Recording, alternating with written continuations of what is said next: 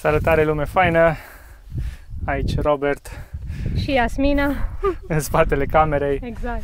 Și îmi admiram noua operă de artă. Am reușit să montez zilele trecute cu ajutorul lui Marius. Mulțumesc, Marius, pentru tot ajutorul și nervii de oțel să găsim prinderile cele mai optime pentru a monta aceste cutii de aluminiu. Este vorba de cutiile laterale de la Givi, modelul Tracker Outback de 48 de litri. Noi aveam înainte, le și avem încă, tot Givi, cele de plastic de 45 de litri, cele Monokey. Și am găsit o ofertă foarte bună, ultima pereche pe stoc de la cei de la Musicair din Slovacia. Au fost la prețuri de 2950 de lei.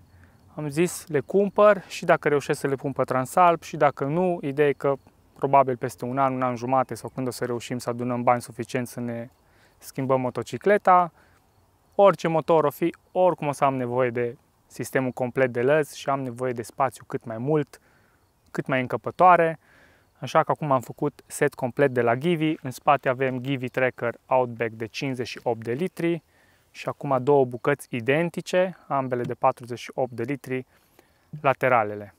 Am comandat cutiile. Între timp am pus să studiez să văd cum aș putea să le adaptez pe suporții mei, ăia de la Monokey, cu doar o singură prindere pe mijloc. Și am găsit pe YouTube, de la cei de la Givi, un clip în care arată că există un kit adaptor pentru a putea modifica sistemul și de a face din acel Monokey în tot Monokey, cred că îi zice, numai acum, sincer vă zic că nu știu cum e denumirea, ceva OF Cam, cred că așa ceva îi zice, și îs 4 prinderi, adică 2 jos, 2 țumburușuri din alea și 2 cleme pe niște arcuri în partea de sus, în loc de 1. Zis și făcut, am găsit la băieții de la Motomus de la Cluj, am dat comandă, inițial a spus că durează aproximativ 2 săptămâni, cred că au găsit pe stoc și în 4 zile mi-a ajuns kitul adaptor. Am cumpărat de la ei și un dryback de la SV Motec. Am cumpărat acum ceva timp cel de 26 de litri pe care l-ați văzut legat aici cu acele chingi elastice peste ladă de plastic. Aia mi s-a părut un pic cam mare, poate nu am nevoie chiar de atât și acum am mai cumpărat încă una de 18 litri. Numai bine are acele 4 prinderi aici cu clemele alea de plastic. O să trebuiască să-l adaptez, n-am apucat. Astăzi e duminică, ieri am avut nuntă, vineri am făcut lăzile de la ora 3 jumate, 4 până la 11 noaptea. Deci de asta zic, Marius, mersi pentru răbdare și timp și nervi și tot ce ți-ai dedicat pentru mine. Am reușit să le montăm. Astăzi cum ne-am trezit, am pus cutiile sus și am zis hai să ieșim aici în zona Ceala, de lângă Arad, să vă povestesc cam ce am reușit să facem și că suntem super fericiți că ne dorim de foarte mult timp aceste cutii metalice. Varianta simplă ar fi fost să comand cele de 37-38 de litri, care sunt pe prinderea clasică de Monokey, doar cu o singură chestie în mijloc, doar că alea pentru noi sunt foarte mici. Deci o să vă arăt. Noi în cutiile astea abia reușim să înghesuim tot ceea ce avem nevoie pentru 2 persoane, dar aici nu mă refer la lucrurile noastre personale, cât la echipamentul de camping.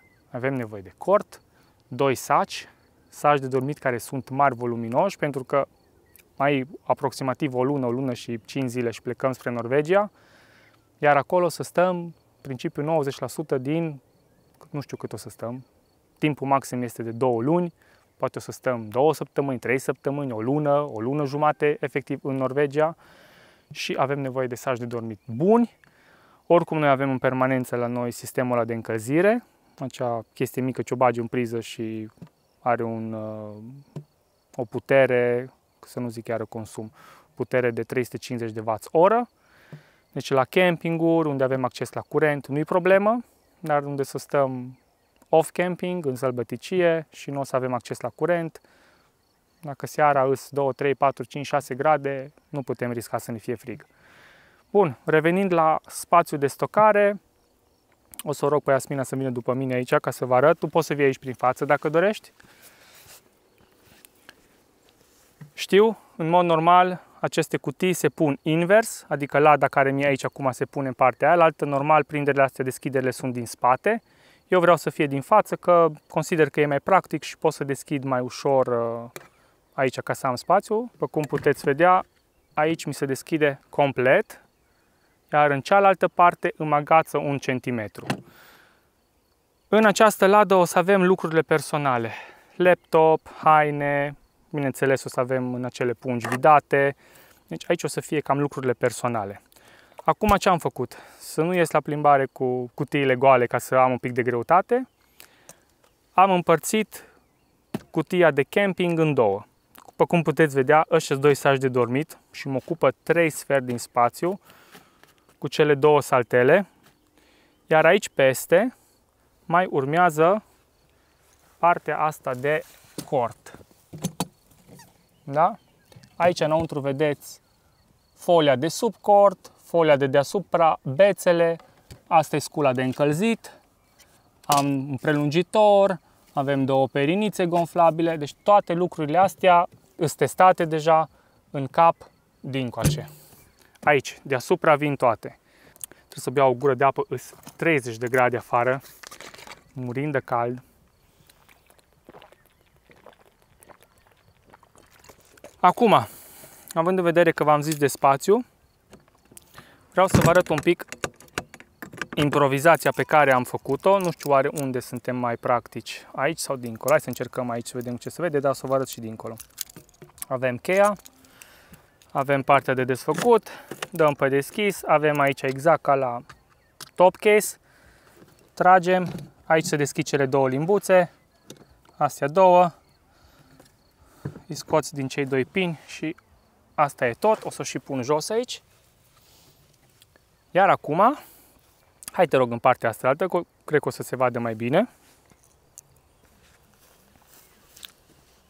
Da? Asta este suportul vechi, nu i-am făcut absolut nicio modificare, nu știu, să sudez în plus, să tai, să fac așa.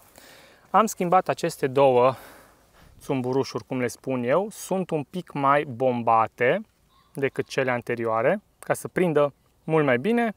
Au venit și cu aceste tăblițe adaptoare, un fel de șaibă mai mare. Iar partea interesantă este aici sus. Cei de la Givi, de 5 ani încoace, au făcut un sistem universal.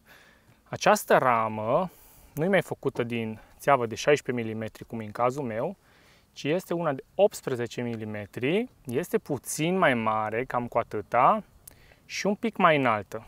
Distanța de aici până în aceste 2 prinderi, unde e acel limbuță, îi un întreg. Da? Nu mai diferă. Cei care aveți Givi știți că aici se face o urcare, o coborâre și sunt cele 2 prinderi aici, cele 2 șuruburi. Ei bun, eu la Transalp am modelul vechi. Cei de la Givi, din ce am căutat eu și am făcut cercetare pe internet, nu am găsit să existe modelul nou. Da? Suportul adaptat pentru această prindere. Acest kit, în mod normal, se schimbă în 5-10 minute, ar trebui să-i faci conversia. Desfaci cele 2 imbusuri, scoți acea limbuță afară, iar chestia asta gri vine prinsă pe țeava asta. Doar că ar trebui să fie țeava mai sus. Și aici, hai te rog de sus, da, aici unde vedeți prinderea asta, ar trebui să intre exact în țeava asta. Și atâta. Desfaci 2 șuruburi aici, înșurubezi alte 2 șuruburi aici. Aici, în spate, ar trebui să vină încă un adaptor pe care eu nu l-am mai pus pentru că mi-ar fi ieșit mult mai mult în afară și mi-ar fi scos cutia și mai, nu știu, ar fi inclinat-o încă câteva grade. Și atunci, noi ce am făcut? Pe acest dur aluminiu sau ce e materialul, am zis ca să fie solid, pentru că el stă acum doar în astea 2 puncte și nu în astea 2 în care ar trebui să stea inițial, să nu fie problemă, să nu puște, să nu crape.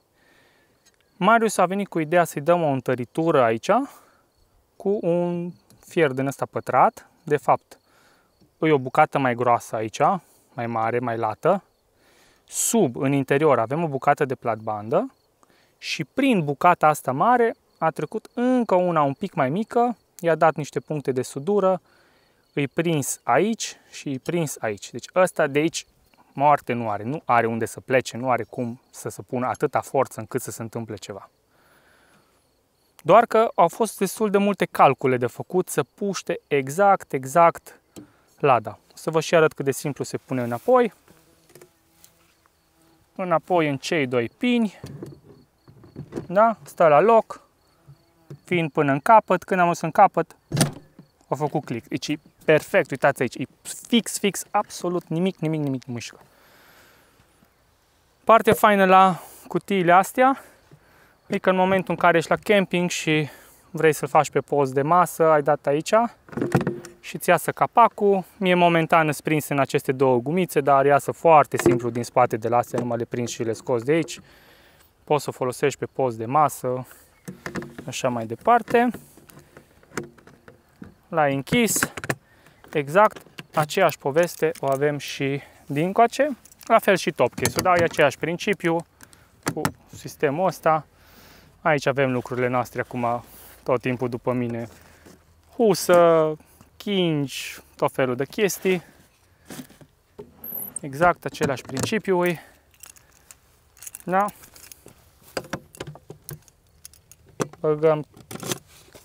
Băgăm frumos cheia. Răsucim înspre deschis. O să trec de tine. Tragem de această limbuță aici și a ieșit perfect, fără niciun efort. Exact aceeași poveste și în partea asta. Exact același sistem făcut. Aici, da, îți două șuruburi, două diferite, pentru că în momentul în care eu am deschis aici, ca să schimb acești pini, șurubul ăsta s-a rupt. Asta e montat pe motor, cred că din 2006 sau 2007. A fost ruginit, efectiv s-a rupt, așa că am folosit un alt șurub și aici n-am mai găsit la fel. Bun, montăm la loc. Închidem și asta e ideea. Ce e fain că poți să închizi lada în sensul să nu s-o poată da jos, dar să rămână cutia deschisă. Vedeți? Aici atâta mi se deschide. Pentru că am aici un pic, 1,5 cm. Dar aici vă zic, nu o să umblu foarte des, pentru că aici o să avem echipamentul de camping. Aici vom umbla doar în momentul în care ne oprim. De-aia optez să prind și dry bag-ul aici. Iasmina tot timpul se urcă din partea dreaptă în partea asta sus, deci nu ne deranjează, nu ne încurcă cu nimic. Suntem în zona asta faină, haideți să vedeți cum se vede grâu. E ora 5 după masa, mai este până apune soarele, dar avem o atmosferă plăcută. Și ne bucurăm de noua achiziție, de succesul care l-am avut cu montarea. Haideți să vedeți cum arată din spate. Nu iasă foarte mult în afară, da? Decât foarte puțin, câteva grade. Aici, dacă vă uitați, pentru că nu a mers prins exact pe suportul lui, ci are o mică ieșire, o mică distanță acolo. Aici m-am gândit că o să-mi cumpăr reflectorizante, bandă reflectorizantă din aia la metru și o să văd ori aici o să pun bandă roșie din aia de 5 cm, ori m-am gândit direct pe aceste canturi, că atunci ajută și un pic din lateral și din spate. Aici aș pune roșu, iar aici aș pune alb. În cazul în care parchez motocicleta undeva chiar și pe drum, în mers, să fie mult mai vizibil. O să urmeze o mentenanță generală la Transalp. Să trebuiască să vorbim din nou cu Ovi Moto de la Baia Mare, dacă ne primește iară la el. Schimbăm kitul de lanț, să vreau să schimb cauciucurile, chiar dacă cauciucurile încă sunt stare bună, spre aproape foarte bună. Chiar aici e și crăpătura, dacă vedeți, acum e un pic cu praf. Singura crăpătură care mi-a apărut în cauciuc. E vorba de Mitas E08. Cauciucul ăsta are undeva la 11.500-12.000 de kilometri și arată în stadiul ăsta. Doar că nu vreau să plec cu ele în Norvegia, pentru că nu știm cât o să facem. Probabil 5, 6, 7, 8, 10, 12.000 de kilometri, nu știu cât o să facem. Și vreau să fie noi, vreau să aibă forma aia faină, rotundă. Aici deja mijlocul un pic e tocit, marginile deja au un pic acea trecere. Să urmeze kit de lanț nou cu pinioane. Aș vrea să văd dacă am reușit să facem bascula, pentru că la basculă nu s-a umblat niciodată de când din motocicleta, an fabricație 2001. Am totul cumpărat original Honda, am piese în valoare de 300 și vreo 20 de euro, cumpărate de 2 ani și ceva le-am luat pe parcurs. Cum am avut un pic de bani, am mai dat comandă la 2-3 rulmenți, la axe, la rulmenți cu ace, la bucșe, la simeringuri, în fine, ideea e că le am. Trebuie să găsim și forță de muncă și pricepere ca să desfacem tot acolo. Și m-am gândit că acum ar fi momentul oportun, pentru că ca să ajungi la basculă, să poți să scoți, trebuie să dai jos, să tai lanțul. Și acum, dacă oricum schimbăm kitul de lanț, ar fi cumva în același timp. Data trecută, când am fost la Ovi, am depistat că am membranele de la carburator crăpate, cel puțin la una din ele. Am comandat acel kit de reparație cu cele două membrane. Ar trebui tăiat acel inel de pe cilindrul ăla de plastic original și pus kitul ăla de reparație, membrana, și dat o lipială acolo. Am văzut că la multă lume funcționează. Nu știu sincer ce să fac. Ovi zice că mai făcut la mai multe modele de motociclete și că totul e în regulă. Să cumperi originale și durează. Noi mai avem timp, cum v-am zis, o lună și o săptămână. Nu aș vrea să fac o lucrare cu câteva zile înainte să plec. Noi treaba asta trebuie să o facem în următoarele 7-10 zile aproximativ, ca să mai apuc să umblu cu motocicleta. Pe originale și undeva la vreo 1500-1600 de lei. Vedem, sperăm să fie în regulă cu ele. Eu nu simt să fie problemă în sensul să nu meargă motocicleta sau să nu tragă sau așa. Cu siguranță alea nu scărpate de ieri de alaltăieri. Sigur au ani de zile de când sunt așa. Vă lăsăm cu cadrele de pe drum de aici din câmp. Și vine mașina acum, super. Da, o să trebuiască să încheiem aici, pentru că trebuie să mă trag să pot să treacă omul cu mașina. Bine, dragilor, nu uitați de like, comment, subscribe și cumpărați-mi o cafea. Și ne vedem pe drum. Ne vedem, ceau, ceau.